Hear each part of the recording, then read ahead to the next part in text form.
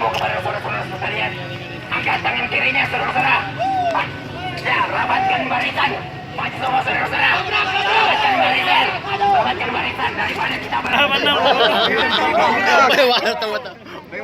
karena sorata semua yang ada di sini sehingga ibu kita.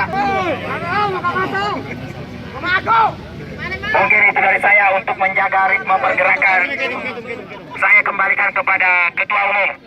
Mohon menjaga dengan tertib karena kami dan ketika merayakan pesta di dalam kawan-kawan bos sekalian, kita di sini menjerit, rakyat di bawah Cimpea menjerit akibat lift yang dibangun di bawah Lutung Batubara kawan-kawan bos sekalian akan mengendap virus-virus yang akan mematikan bayi-bayi kecil yang nantinya.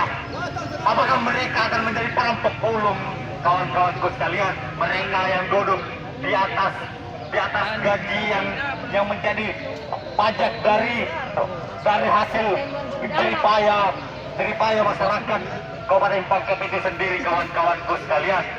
Pak, beri salam. Oh.